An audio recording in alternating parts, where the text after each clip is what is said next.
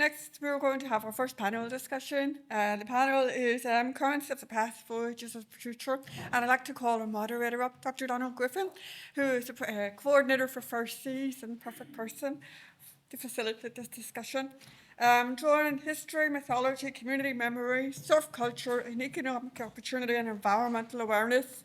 This panel will examine Strandhill's marine identity as both an enduring legacy and a foundation for the future. And I think Iski's talk framed this perfectly. Okay. Hi everyone, my name is Donald Griffin. I am the coordinator for a national marine conservation project called Fair Seas. We work at a national level advocating for, amongst other things, marine protected areas and better governance for our oceans and protection of wildlife. And Iski just said it there, a wonderful talk, so thank you very much, Iski. For thriving coastal communities, how do we do that with and for coastal communities as well? So I'd like to invite our panelists up on the stage, please. So if you can all come up together. While we get sorted there, that marine identity conversation, I think, is so interesting. And just to give a bit of my background, I suppose, and perspective before we kick off here, is I got a trip up to Bundoran once a year for a night or two, and that's, my whole childhood. That's the only connection with the sea I had growing up. It wasn't until I was about 19 that I went to college and with Queen's, and I spent a lot of time then at their marine laboratory and at Portaferry, where the last IOLN meeting was, or one of the recent IOLN meetings were. And it was my love and my graw for the sea grew from there. And rock pooling at 19, as opposed to many people who rock pool at 5, 6, and 7 and fall in love with the sea. So it can happen anytime, can strike you at any time. And I was a bit late to the party, but also growing up in West Tyrone, and having limited access to the sea. There's seagulls right now in around the fields around my house in Tyrone, with silage season on. There's West Tyrone, half of West Tyrone ends up in Donegal or Sligo every weekend or any bit of good weather, as you all, I'm sure, are very well aware. So we really are an island nation. I live in a landlocked county, but we really are an island nation no matter where you live on this island. So I think that's important to say. But that's enough from me. And over to our panelists. So I'm going to kick us off, and I'm going to ask each of our panelists to tell us a little bit about yourselves and the work that you do, first of all, to introduce yourselves, if that's okay, and perhaps reflecting on what Iski has said and reflecting on the theme of today's event as well. What experiences in your life have helped shape your own marine identity and relationship with the ocean? And I'll just take these, I'll go farthest out and in, so Imelda, I might go to you first, is that all right? You'll not thank me for that. Thanks, Donald. I was really hoping you'd go the other way. Well, me and Donald actually grew up, ironically, about 6 miles from each other. So we shared a very similar childhood, and the fact that we spent all of our summers in Donegal or Sligo. And I had an auntie who, my dad had and still has an inherent fear of the ocean. So you're always brought up with respect the water, end up drowning if you don't, And in a way, he's right. But I had a mad auntie who brought me into the ocean probably in my very late teens, early 20s, and introduced me to sea dipping. And from then I've completely fallen in love with it. I now live in Sligo. I moved down 4 years ago. I live 10 minutes away from here. And the ocean has just become such an integral part of my, literally every day. If I've had a bad day, I go to the ocean. If I've had a good day, I go to the ocean. I dip every Friday morning with a bunch of people. My work, my professional head, I'm with a company called the Western Development Commission, and we are a semi-state organisation that focuses on economic development within the Western region, and that includes the Western Seaboard. And I'm working on a project, leading a pilot on called Go Nature Positive, and it's on the blue economy. And is just basically working with businesses to try and see what is the appetite for being nature positive within the blue economy, what are the barriers and the opportunities there. Sorry, I probably talked a bit too much, but no, that's brilliant. Thank you very much, Imelda. And Ruth, we'll go to you next. Thank you. I grew up in the inside of Galway Bay in a small fishing village, and my dad had a curragh, so we grew up with this beautiful curragh. My first job was picking winkles, so every summer was swimming, fishing, and in the sea, on the sea. And my earliest memory is helping launch the boat of a family friend, and I didn't realize until his funeral a few years ago there was a picture of him with the boat, and I was 3 at the time. So everything centered around the sea, but again, the raised to respect the sea very much. I started bodyboarding as a kid in France. We used to go camping, and then years later came back to surfing when traveling, and then from one of Iski's quotes, after a really difficult period, took up surfing again here, and then eventually started. In my spare time, running surf trips up and down the west coast, and along the way, getting into the sea all year round. And it was incredible. You could take 15 strangers, and once we were in the water, all at any time of the year, what would happen? This phenomenal magic. And it's the same after swimming. I'm sure you know people are just at their very best. And then, from a professional perspective, I always wanted to travel the world and work with wildlife, and it was whatever was going to let me do that. And picked up a camera as a teenager and fell in love with nature photography. So my work has been in river restoration. That was mainly in the UK, in fisheries, and in mammal conservation, which focused on terrestrial mammals, and particularly in the river restoration, seeing what happened when people connected with nature from their, I suppose, their mental health perspective, and then from leading to then 3 years ago becoming the biodiversity officer for County Sligo, which is phenomenal because it really lets me embrace ocean and marine work professionally as well as with my personal love. So it's a real privilege to be here today, because while I loved working on terrestrial mammals, you know, there's always that draw to get involved with the marine mammals and marine side of things, and it's a really special part of my role. So thank you. Brilliant. Thank you very much, Ruth. And I'll be coming back to you on that and your role in the council. Brilliant. Brian, over to you. Hi. I'm from the Glen Road. So I grew up literally Cullinamore. It was my playground, the mountain, the oyster beds, learning to swim with my dad's shoulders just around the corner from here. Kayaking, fishing. We did a well-worn Irish path to Australia. Lived there with my 3 brothers, family. We were back and forth for many years. And 10 years ago, I moved back with my now family, wife and son Albin. And it's fair to say we're an ocean family. We're pretty much in the water every day. In fact, my wife's out surfing me these days. So, ripping. Just quietly. So yeah, I guess the connection, I got involved, I guess, as a parent, which is a really interesting dynamic to all of this, is as parents in the water, and the quite unique dynamic in the water.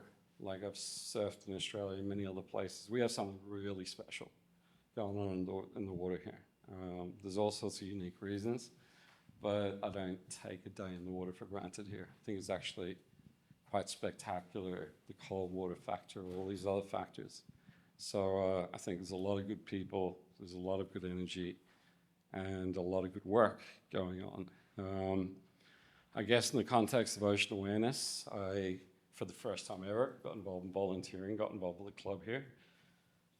First with communications and then as club secretary. So I guess you could just sense it. There was just, you know, history of fear and legacy of otherness, and sort of, but this real yearning to get into the ocean. Families would experience coming back. They wanted their children to be involved. They wanted to experience it in different ways. They saw the value in it. So I think one thing led to another. Set up the parent sessions, which was essentially the mums, the most competitive surfers out there, by the way. Then one thing led to another, I guess, as a parent, started the rippers, then the dolphins, the paddlers pack, getting groms going, dolphins, rippers, and then there are mentors in this room. Got involved with Surf for All. So Tom and the team with Legends, just definitely wonderful direction.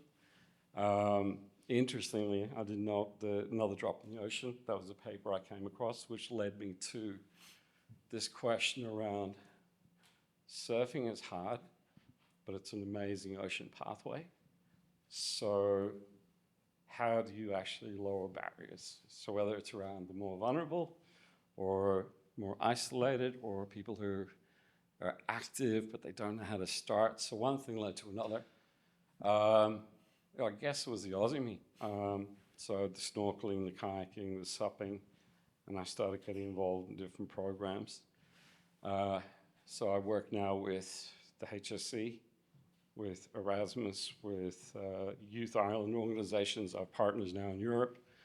I've got everything from Happy Feet to Urban Adventure, Sligo Sports, Therese here as well. We've done health and recovery, interesting proof of concept with long-term hospice care. So the idea being that you can increase the number of people connecting. But you know, when it really strip it back, the best sessions when you say nothing. It's actually, nature is the teacher.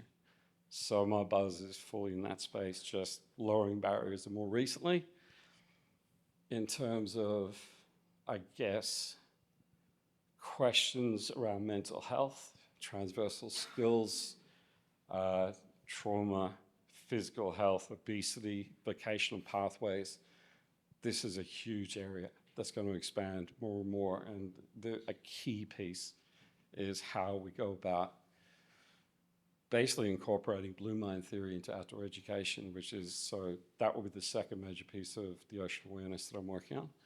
I know a bit long-winded, but I'll leave it at that. I don't know. Can Is everyone the thing hear on? Seamus? Yeah, there we go. Okay, cool. Well, my name is Seamus. I'm from Strandhill. I'm probably better known as Shambles. I'm a bodyboarder. So you're looking at my playground when I was younger. And a lot of familiar faces in the room. Thanks to ECE for giving such a great talk. Always been an inspiration. And nice to meet the panel here. Ruth's doing great work. What an amazing talk Monica gave on the Greenland shark. And then Brian, he's done Trojan work, him and his brother with the surf club. So there's a lot of infrastructure that's come into place. But you know, when we're talking about marine identity, like I would say nearly my whole identity is based in the marine. And you know, he talked about life being relational. And you know, I've had a wealth of relationships. It's interesting, he said like waves are like the co-species of surfers, or the companion species. So you know, I've had a lot of experience out there. It's taught me a lot of things. It is the teacher. But I've formed a great network of friendships and relationships with people, things and places, both in Sligo, all over the West Coast, and all over the world. I've just come back from Tahiti. I was in Tahiti for 2 weeks, which was kind of like an energy center. When you think of like Hawaii and Tahiti, these are places where like surfing is like the hurling and the ga over there. But I think wherever surfing has blossomed, like in Strandhill, it's like a little piece of Hawaii's kind of blossomed. And then when I think of like Iski's dad and Kevin Cavey, these real like we have it easy. We have a lot of challenges.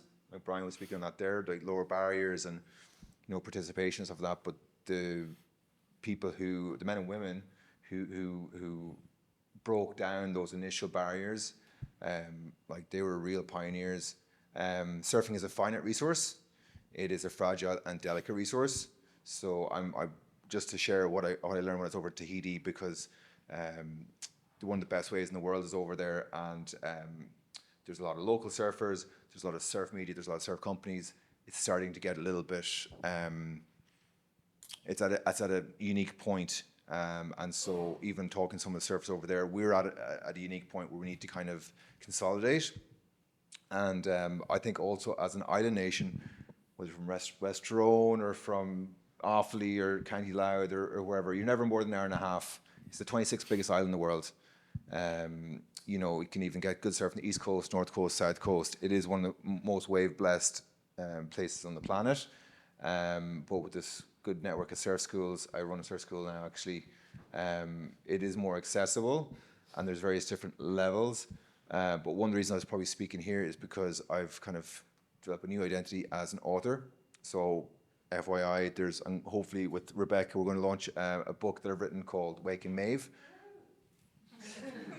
which is kind of based a little bit on Barry's artwork about Queen Maeve on the big wave, because Queen Maeve was always surrounded by her warriors, and her warriors had to pass all these tests of bravery, and maybe surfing a 10-foot wave of Mullaghmore or something was one of them. And I always say that's big wave Maeve, you know. And so sorry to finish up, one of the unique things about this area is we have Carramore, which is one of the 4 major past tomb cemeteries in Ireland, and it's the only coastal one. So this new modern sport is taking place in this kind of background of heritage, and you know, talk about the ocean drop, and you know, water has memory. Nature, actually, a lot of science has shown that nature is inherent in memory is inherent in nature. So that's pretty unique that we have all this modern activity happening in this ancient area. Unfortunately, I have the next generation of surfers out in the water at the minute with Strandhill National School. I was talking to Kat earlier, so I might be able to say for the whole panel, maybe Iski might jump in, or someone else, or Tom, but I will be back. So very sorry about that. So that's why I'm probably taking a bit more of the mic time here. Just leave them at it out there. They'll be grand, look after themselves, won't they? Well, here, we've been speaking a lot about connection this morning, and I'm feeling a little bit disconnected from the panel. I might grab a chair and bring it up. Is that all right?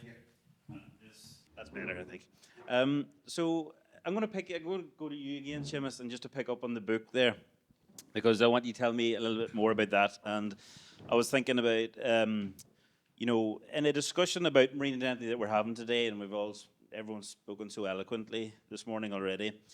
How much of Strandhill's identity do you think is shaped not just by the Atlantic and the sea and the waves, but by the stories that we've told about it and those things over the generations? And what did writing a book teach you about the relationship between the people here of Strandhill and further afield, and the sea in this part of Ireland?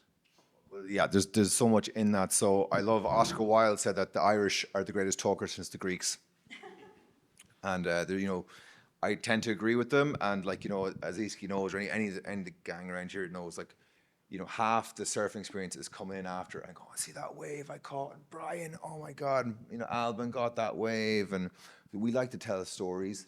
And, you know, the thing about it was, I was asked to give a talk in 10 years. I didn't know the history about this place.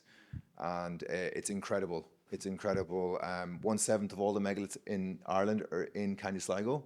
There's 250 passage tombs in Ireland. 150 are in 4 different megaliths, but there's 70 passage tombs on the Coolera Peninsula. So you have Carrowkeel, which is the sister side of Carramore, but it is accessible to Strandhill by the Unshin River and the Balstair River. So water is intrinsic to all Neolithic building. And, you know, Hugh O'Neill owned 100,000 cattle. So, and I said this before, but and maybe it's a generalization, but as an island nation, we've turned our back to the ocean, maybe after the emergency, or, you know, I don't know, we lost a lot of our forests, people couldn't swim, people were afraid of drowning, maybe there's some sort of kind of scare stories about the sea. We've turned our back on the ocean, and we kind of focused on the land, farming, you know, pitch sports like football, Gaelic soccer, which is all well and good, but as a nation, we've kind of started to turn around again, especially with the advent of surfing, with all the media that's coming from it, sea dipping. I mean, the guys here from the River Catchment Trust, this is, you know, real deal stuff, because there's a lot of kind of lip service paid to, oh, wouldn't it be great if the environment was just, you know, but there's people on the ground who are really putting in the yards. So I would say that as part of our marine identity, I can really maybe speak as surfers or bodyboarders, we are like coastal guardians. And of course, ancient Irish people would have seen themselves as guardians of the land and of the waters. So maybe this is, surfing is a tribal consciousness, so it's kind of coming back, hopefully. Yeah, brilliant. That's awesome. And that guardian, that stewardship is, and it was mentioned already by Iski, that indigenous cultures all around the world, that's the way they very much see it, as guardians and protectors and stewards of the ocean and the land. So, and just quickly, and I know you're saying about indigenous as well, but also it's been an incredible mix. And, you know, there's only one ocean, you know, so like, you know, people right from Japan and Tyrone, or, you know, all over, and it was really, you know, you'd respect the locals, but it was a great mixing pot. as well. So Brilliant. That was fascinating, Seamus. Thank you very much. And I may come back to that sea blindness question then to use all later, so we'll touch on that again. Ruth, I'm going to go to you next, if that's all right. So you mentioned the county council and working there, and I don't know if you've been involved in the biodiversity action plans, maybe with the county council, as something that I have kind of dealt with in my own work to a small extent. But I suppose, can you tell us more about your work in the marine element of your work, and can you tell us a little about the aims of the council and maybe the plan in terms of the marine and coastal habitats and the role that plays in it? Sure. So I have a few copies of it with me. They're down the back. Great. I didn't even realize that. That's perfect. The Biodiversity Action Plan, which was launched in December, and the purpose of the plan is to provide a framework for how I, as biodiversity officer, and the county council will incorporate biodiversity into everything we do. So essentially the goal is to mainstream biodiversity. Wouldn't that be amazing? Biodiversity just mainstreamed in every aspect of council work, whether it's houses or roads or environment, but also across all of society. And that is the goal, but it's a big goal. So the purpose of a biodiversity action plan is to, I suppose, with one biodiversity officer, limited budget, limited grant availability, limited, I suppose, days in the year, it's to prioritise what we do, how we do it, and when we do it. And the way the plan works is it's in 5 themes. So one is knowing what's happening where, that's the data. What are the species and habitats? Where are they? How are they doing? Where are we about to lose them? And where can we protect them? Acting is the next one, which is what I see as what the county council will do on county council owned land and within county council remit. So we own 2 Natura 2000 sites are sites that are of European importance because of their significance for nature. And one of them is right here, Clasper-Brone. You go past the caravan park, right around to Nuns Beach. So that's an example of a big area of work as a council-owned European protected site that's not in favourable condition. So the reasons it's designated the qualifying interests, they're not doing so well. And a big part of my role is how do we bring it back up to what it's supposed to be. It's championing some of the most important species and habitats in Europe, and it's up to us then to make sure that it can do that, that it can perform. So how to do that. The next one is practicing, which I see as how the council, using our policies and work, how we are performing at the best level of biodiversity, that it's really at the earliest stages of thinking across everything we do. So how to make that to bring that in as a standard practice, which again is a long-term, will be long-term work. Then promoting, so your own work with Fair Seas, a phenomenal campaign, and one of the things I will be saying later is what gives me hope that I can ensure within my role and with the council that we're really promoting something like Fair Seas and equivalent work, so that more people are aware about it, and I can support it and do whatever is possible within my remit to get it further. And then the final element is partnerships, which is a joy in Sligo. Sligo has phenomenal ecologists, naturalists, organisations, groups, some of them here today, and you're surrounded by nature experts, but you're also surrounded by people who just love the wildlife and landscape here. And it's, all biodiversity officers are created equal, but I have a phenomenal county, So in terms of, you asked about my work, it's taking that limited resource and you've everything from Ben Bulben to the Ox Mountains to, Seamus mentioned the Unshan, another European protected habitat, an SAC river for its habitats and species. So taking all of this myriad of really special species and habitats and breaking it down into what can be done year by year to move the needle, and who we can do it with, and how the council can change and bring that into its own work. So no small task. I feel stressed just explaining that to you all.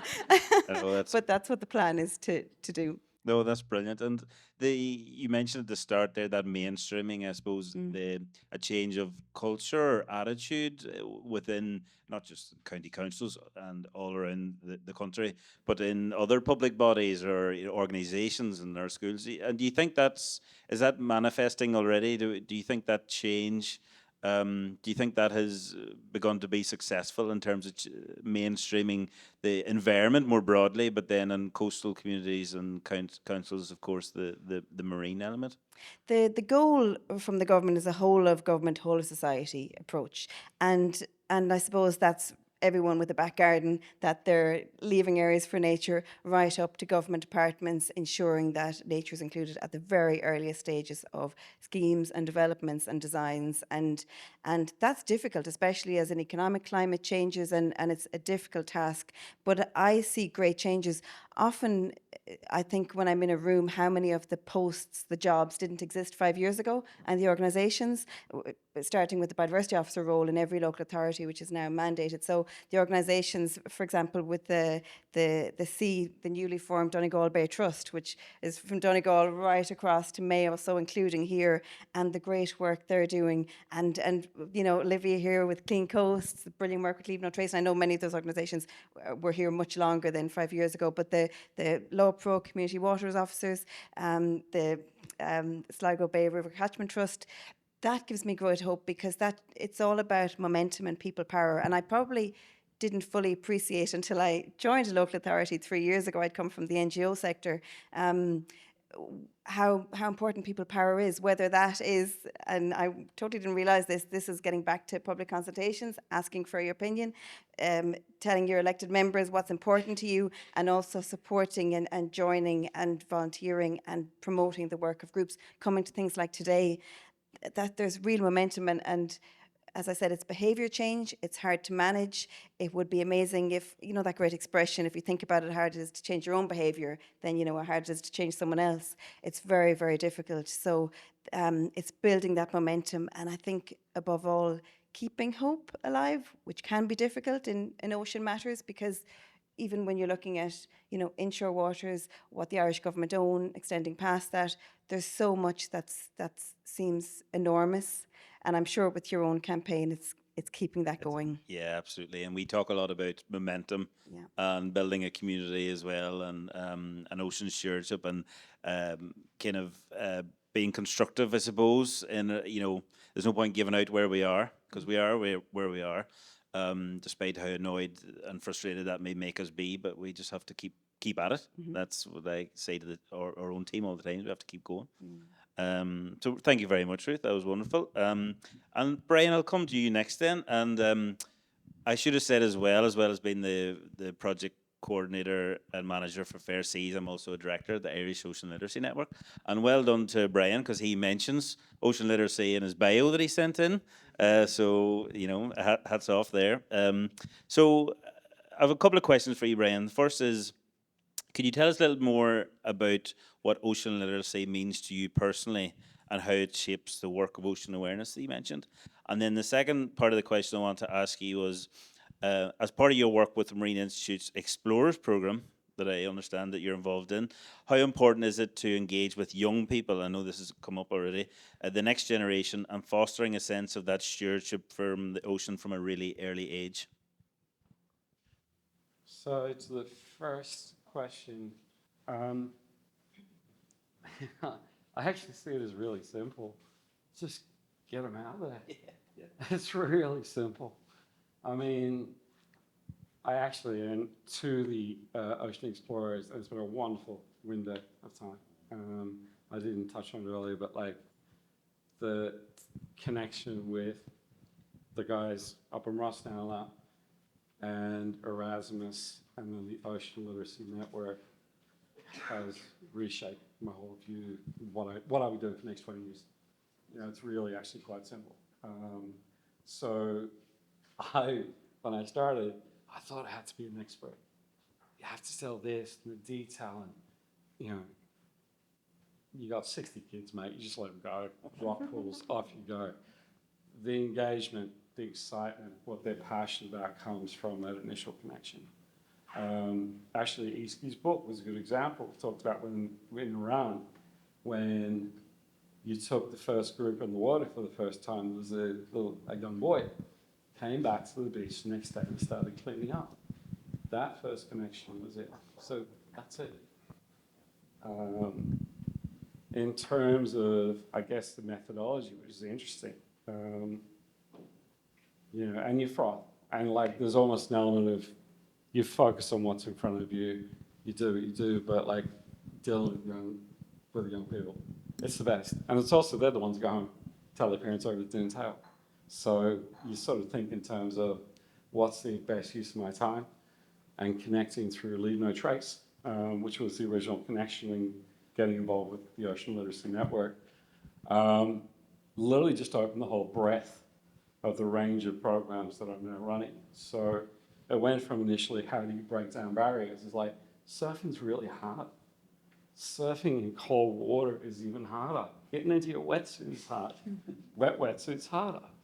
So what do you do to lower barriers? And young people, good first experience, making sure they have friends out there, siblings, parents looking at the right time, you know, all that froth factor, turning on. So you have like, okay, how do you turn young people on? It was like the snorkeling, the bodyboarding, the body surfing, because you're also developing muscle memory. Because there's also a need for incremental improvement. It's a necessary part. And a lot of what I do in creating safe environments is this notion of dignity at risk, which is the right to fail, which ties very, very neatly into, it's a legal term. I mean, both Holland and Taiwan, they're actually falling back on it. It's almost like a reaction to being too much, too litigious. And I really like that notion. So I use it. So it's giving people the right to fail. And that's all abilities, all ages. So the connection with both Leave No Trace and Ocean Lyrics just give me this wonderful sort of more tools in the shed. So whether it's in the classroom, I couldn't help it. Like, I'm not a marine biologist, but I'm the shark bloke. You know, that's enough. Like, the masters are here. I can't wait to spend more time with other people who I've actually been learning from the last couple of years. But the connection with youth, that's the most direct pathway.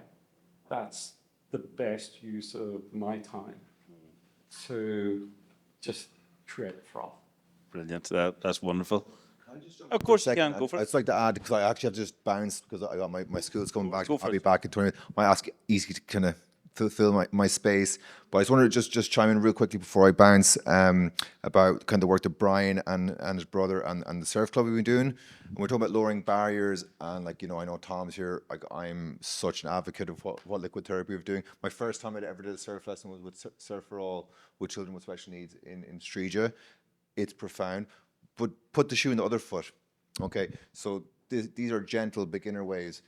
Nearly every ocean nation in the world has these.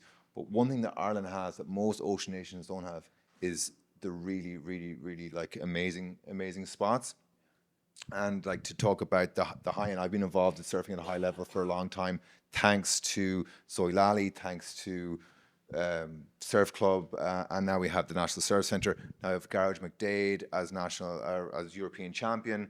I try to explain that non-surfers is like Sligo Rovers winning the UEFA Cup, and you know, there's quite an emphasis on entry level, but with Brian, what he's doing, and what the Surf Club is doing with youth development, they will be the next ocean leaders. When we're dead and gone, they'll be pushing the beach cleans and knocking on government's door. So or like, you know, we don't want it to become an elitist sport or have financial barriers to it. But and I want to tell a quick story about Iski as well, because she's been one of my big heroes for a long time, and people kind of know me as a big wave charger at Mullaghmore, but I was super terrified, and she was out there charging 60-foot waves with Neil and all the girls and all the guys, and when me and Shane would out surf big Mullaghmore for the first time, I was like, well, if Iski can do it, we can do it, and that was what got us over that edge, and we nearly died, but we survived and all that. So I don't know if I told Iski that story before, but so just there's a really, really great opportunity with the club, with the pathways to really, you know, for those little boys and girls who might be in this class with me today or any other surf schools, that they might be the next European champion, they might be the next, I'm forgetting that, who's that lady who is the previous national champion and she's the Green Party politician? Grace O'Sullivan, these types of people. It is really exciting because, and it is all in youth development. But not to say that we don't have anything to to offer. But if you don't mind, I'm going Yep, to... go for it. Go do what you got to do. You collect them kids out there. And thank you very much. Thank you very much, Kevin. And Iski, do you want to join us? No pressure. You can join. Oh, no worries. That's fine. No worries. Thank you, Iski. Well, thank you very much, Seamus, and thank you very much, Brian. And Imelda, I'll go to you next, because we have been talking about, and in these types of conversations, we talk about the Atlantic and the sea is something that shapes our culture, we've mentioned today, our identity that we've talked about, and sense of place, which Iski talked about as well. So from your perspective, and maybe from the Western Development Commission, your work there, how can coastal communities build on that identity to create opportunities for future generations while remaining true to itself and vibrant places to live, work and raise families itself? Yeah, nice straightforward question, Donald. You're welcome. I suppose, like, through a lot of our work, it's all about trying to improve the economy of the area. And one of the things that we see whenever it's been touched on here as well, and you'll know I have a real personal interest in food, is we haven't talked about food. We haven't, not one person has talked about the importance of the oceans for our food and the food scene as well. Like we as an Irish, like as an island nation, we don't eat a lot of seafood. And one of the businesses that I work with is an oyster farm, and he was telling me that he exports 80% of his produce to France. There's a girl who grows abalone, and she down in Galway, and she exports it basically all to a Chinese and Japanese market because there's not a market for it here. Just I suppose it's like we're so intrinsic in our identity of where we are. Obviously, the surfing is huge, but not everybody is a surfer, and people use the water in so many ways, and it's important about in bringing that into our own identity and staying strong to it in a sustainable manner. I think that is so key. And my background is about sustainable tourism, and one of the projects we work with is Divest, which is basically getting blue economy tourism businesses, small businesses, 1 to 10 people employed in it, to be more online, to improve the economy and get people using their business but in a sustainable manner so that they're not taken away from the environment.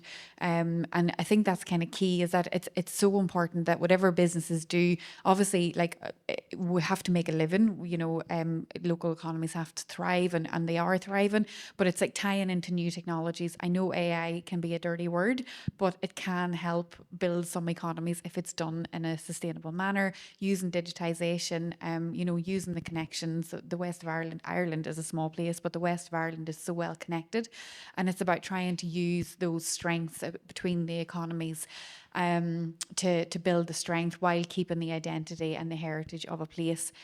The other thing is, and it's come across really strong, and I suppose it's a place where we have a position within the WDC, is that the policy changes are so key.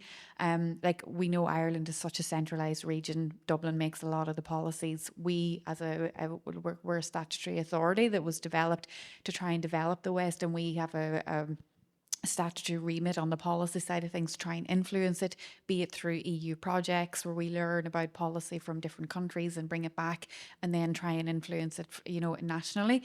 But the biggest thing that we are hearing from, and it's true, the Go Nature Positive project, is that the policy is crippling the blue economy, like the slow, how disconnected it is. You've got BIM who are doing some amazing things in research, but then policy isn't backing that up. The time frames, like, it takes 5 years to get an aquaculture license. I know aquaculture and fisheries can be, met with a bit of trepidation and the damage that they're doing to the environment. But again, we've got land-based systems that aren't doing the damage to the sea, like the salmon farms might be doing, but yet they're not getting the same funding, and that's real frustrations that I'm sure you're only too well of in your role.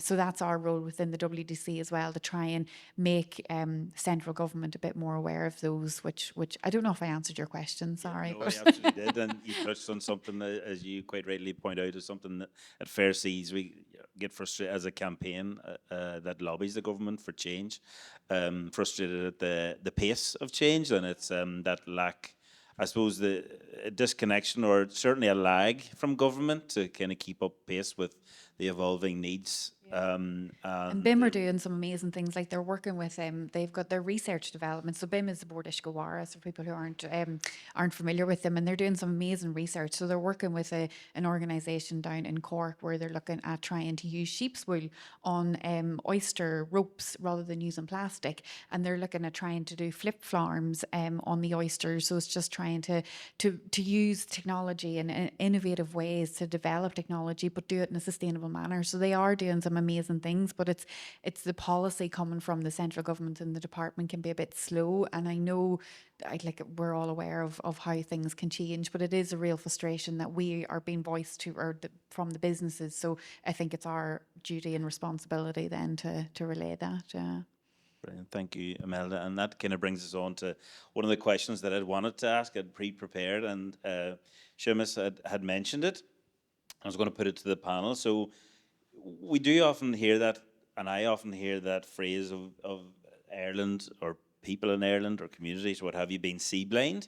You know, that we've turned our backs to the sea over the years, and that, you know, now maybe we're rediscovering the value of the sea, and I think there is an element of truth to that. But I must say, I'm personally very conflicted by that idea, and I'd like to put it to the panel. You know, is that true? Do we think, you know, did Ireland really turn its back on the sea, on the sea, or is that sort of a lazy narrative sometimes, or just a convenient narrative to say about when we think about the coastal communities that we've talked about today and all around Ireland that have lived, worked, and played, built their identities around the ocean for generations. So I think there's something there that we're maybe that saying that we've been sea blind is just a little bit not. It doesn't capture the whole conversation. I wonder, has anyone got any thoughts on that? I think we've if you don't mind me jumping in, we've a very complex history with the sea. Even if we just go back to famine times where you weren't allowed to fish, and if you were seen to be picking seaweed, it was the real poor, and meat was to be seen as like a real, like, kind of, you're rich and well off. And now if you look at it, seaweed is becoming, like, on Michelin star restaurants, is seen as a real want, and we've got such a big depth of history, different areas. Like if you take the likes of Connemara and put it against like somewhere in the East Coast, we're such a myriad of different connections and communities that I don't think we can use one like statement to say that the whole island is sea blind. There are some communities, like I think you might have met was it Lucy Hunt down in Lucy, and that community down in the Mahries down in Dingle, like they've basically changed their sand dunes were completely desolated, and by complete community power they have got these sand dunes back into real favourable. It'd be a fantastic one, Ruth, if you don't know them. Yeah. So like there are communities out there that are doing absolutely amazing things. So I don't think it's fair to say that we've turned and we are sea blind. There are absolutely certain communities and areas that are sea blind. But I do think it's changing. I do genuinely think that people are becoming more engaged.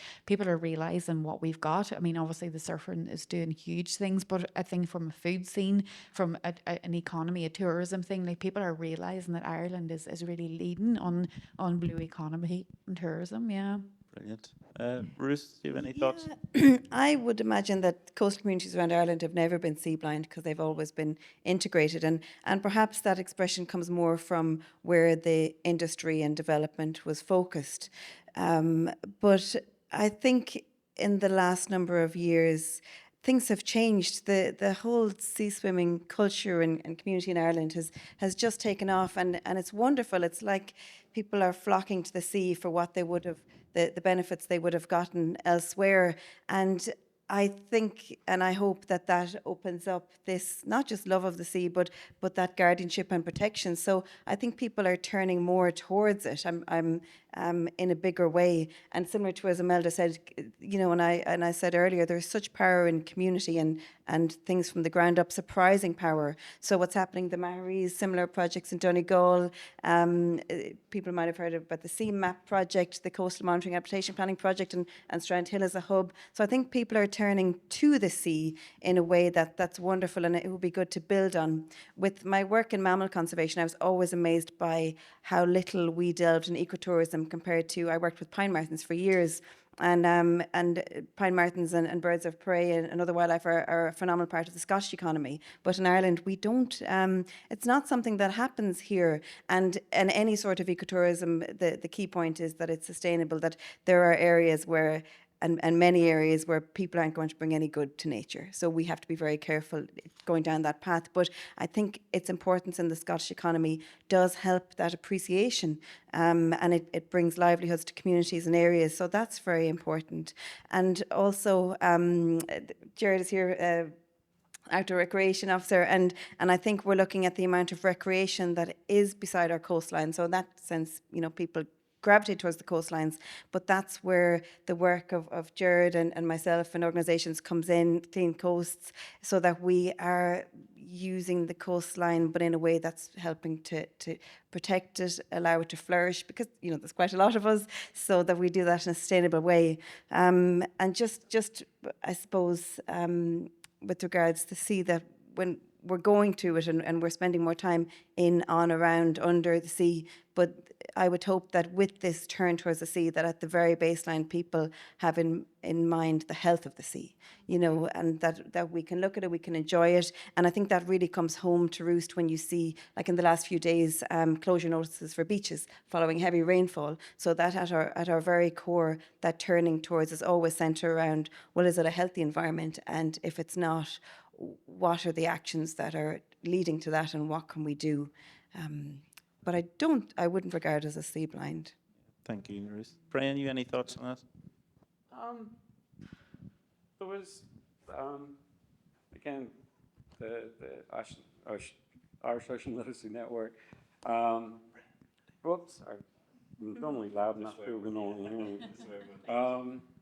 But down in Lettermelon Hospital, down at the Seaweed Museum, I had this conversation with local fisherman, family, father, had worked on the tunnels, well-worn path again, back and forth, and really felt strongly they're trying to work out how to protect their community as parents, as fishermen, and we talked about the Irish having a poor man gene.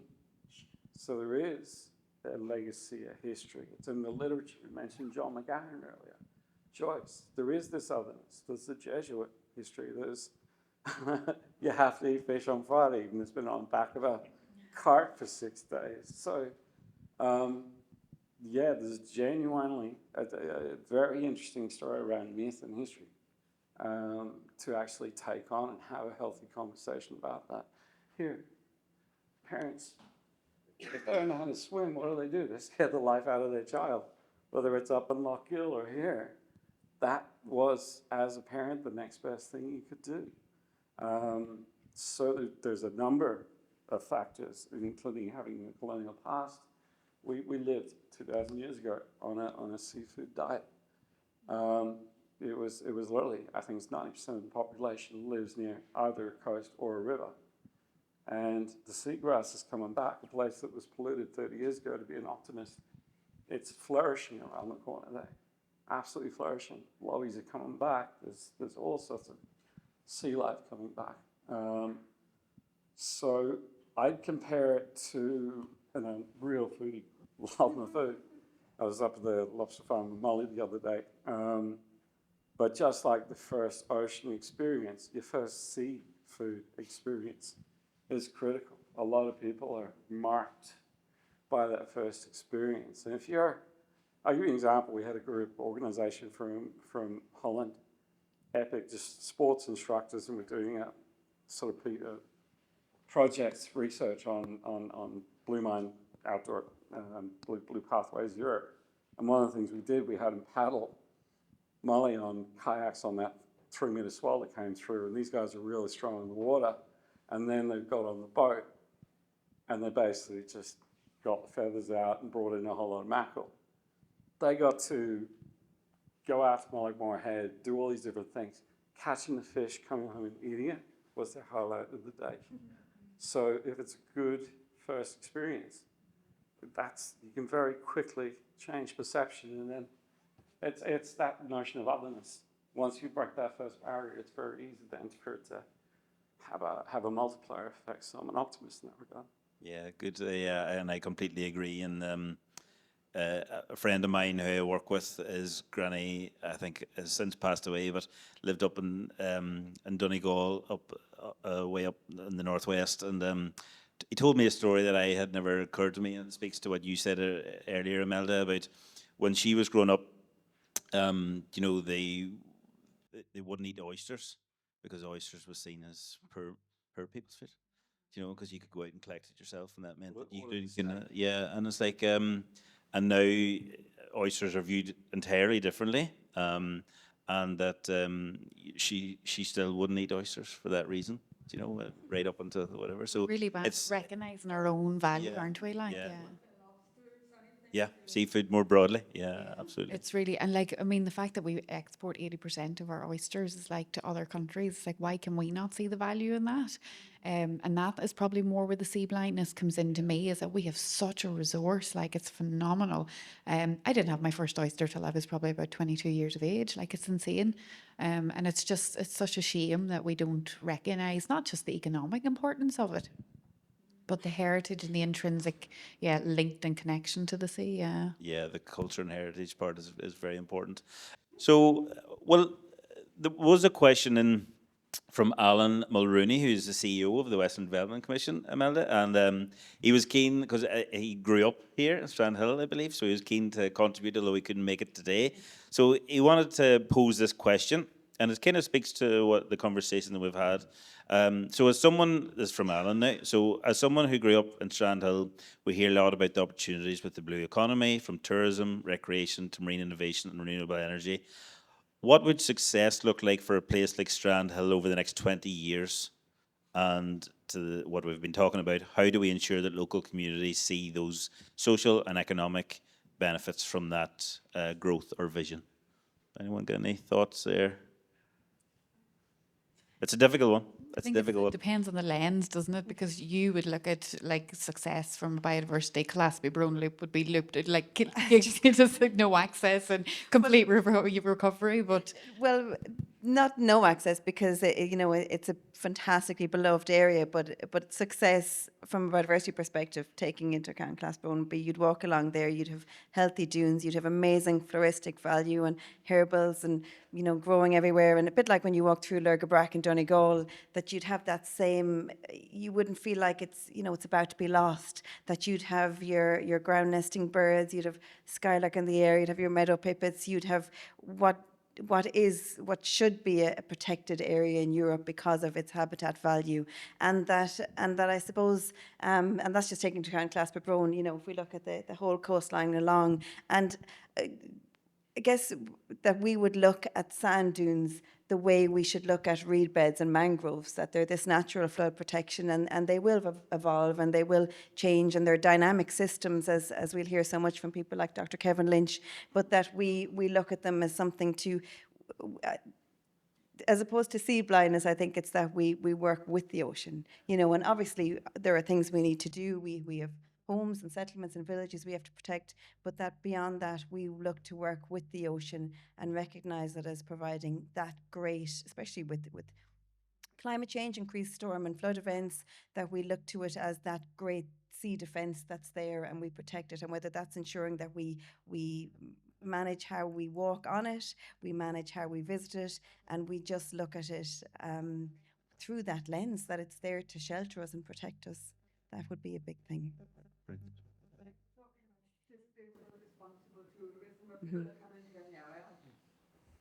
There are a lot what you're saying, but also have to do with careful. So Yeah. it's love it at the same time. Yeah. When we worked in Borneo for 10 years, so we were heavily involved in a lot of sustainable and responsible tourism programs there. And at the core of it was getting the community to see that this animal is important because people are coming here to see it.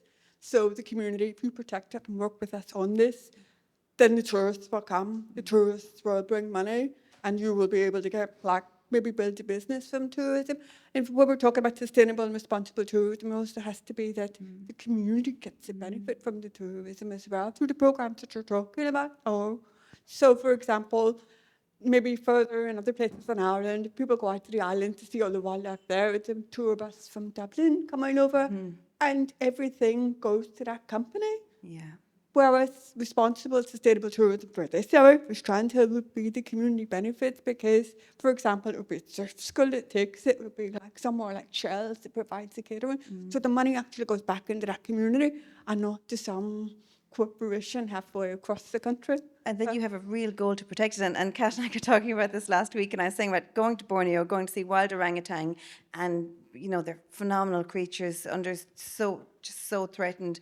And then the local village, about 5 miles away, there was a huge amount of gravel mining, so there was gravel in the air and gravel in the water, and the people that we stayed with didn't know the orangutans 5 miles away, so it was never going to be in their interest to protect them. The money was coming from gravel, and that's where the loop is broken. And to paraphrase Iski's book, Ebb and Flow, I think that's maybe how we protect nature as well, that there are times and seasons and years that we have more access, and then where we ebb back and we have places where we allow it to recover, that we maybe build in that sort of a seasonal and maybe changing ways that we look at it and approach it. Yeah, getting that balance is difficult but important.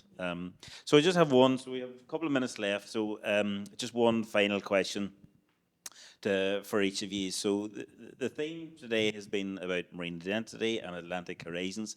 So we'll finish by looking forward with optimism, and there has been a good bit of optimism in the conversation already, which is great. Love to see it. What gives you the greatest sense of hope or optimism for the future of Ireland's coastal communities and our relationship with the ocean? Brian, we go to you first. Kids, just rock star. Like, you go, oh, the kids, the kids are epic. Someone who writes off kids these days doesn't know a kid. These guys coming through, they're world beaters. They think they have more on their plate than previous generations, and so on, which is possibly a motivator. But I fully back them.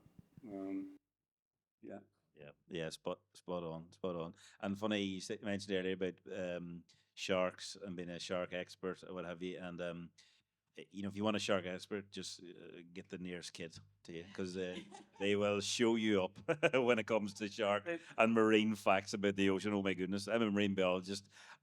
You know, I've been to uni and the whole lot, and they will show you up something serious. They've watched the movie and they all know Jaws. Like every single one of them knows Jaws. Brilliant. Ruth? The voices from every level, from children to grandparents, every age, background, whether from professional organisations, from like First Seas yourselves, volunteers, every walk of life, there are more voices speaking up for the sea, for wildlife, for nature, and they will be heard, and just to keep the momentum and the support for those voices. Brilliant, thank you, Ruth. And Imelda? I think for me, it's the communities and the connection, because if you don't feel like you belong to either the sea or the people, you've no interest. So it's about having that connection, regardless of age. You find your community, you find your purpose, and you drive the change. Be that policy, be it business, be it just doing a litter pick, whatever it is. For me, it's the communities. Without communities, we have nothing. Absolutely nothing. Brilliant. Communities, voice, and kids. I love it. So thank you, everyone. Round of applause for the panelists here, please. And thank you to Iski earlier for a lovely presentation. And thank you. I'll take an opportunity to thank Kat and Grace and the whole IOLN team for putting on today's event. It's been wonderful.